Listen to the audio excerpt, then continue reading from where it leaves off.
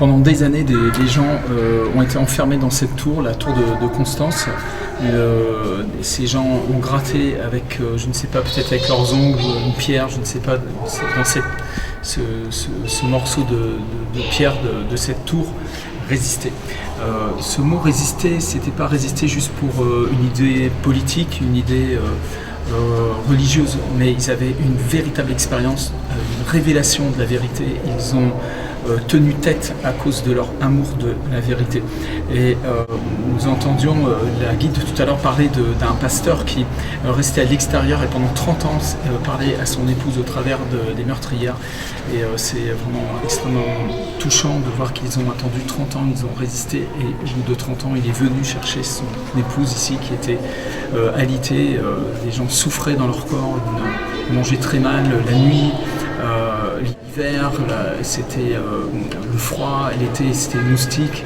Et ils ont résisté, ils ont préféré souffrir dans leur chair, dans leur corps, plutôt que de faire l'abnégation de la foi. C'était pas la foi huguenote, la foi protestante. Ils avaient compris quelque chose que nous devons comprendre aujourd'hui. Jésus-Christ est le chemin, la vérité, la vie n'est pas une religion. C'est pas par de la religion.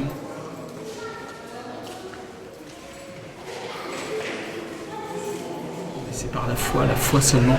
Cette histoire est extraordinaire, touchante et nous sommes là. C'est Pierre raconte l'histoire de la guerre, une guerre qui n'est pas politique, qui n'est pas religieuse, mais qui est spirituelle. Et cette guerre continue aujourd'hui même. Cette guerre continue, c'est le diable qui combat la vérité, qui combat la voix prophétique. Et nous devons résister et nous voulons saisir le flambeau de nos pères et résister. Que Dieu vous bénisse, restez avec nous sur feuillegloire.com. Je vous invite à découvrir des vidéos de guérison, de miracles, de prédication de l'évangile. Que Dieu vous bénisse. Nous sommes en haut de la tour, sur la terrasse où les femmes avaient le droit de monter 2 heures par jour pour celles qui avaient la force physiquement, 60 marches à monter. Et voilà, c'est dans cette tour pendant des années, ces femmes qui lisaient la Bible, qui se nourrissaient de la parole de Dieu. Les hommes ont pu s'échapper, 16 personnes ont réussi à s'échapper. Pendant un grattait la pierre, les autres chantaient les louanges du Seigneur pour faire du vacarme. C'est une histoire extraordinaire.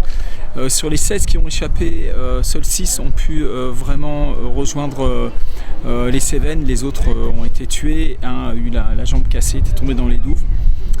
Voilà, c'est des histoires incroyables, des histoires de notre pays. Et vraiment, que Dieu nous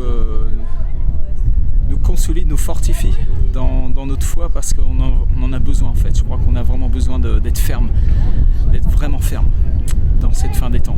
Que Dieu vous bénisse. C'est par ces portes que ces protestants sont entrés pour de très longues années. Et c'est par cette porte que je sors libre, dans un pays libre.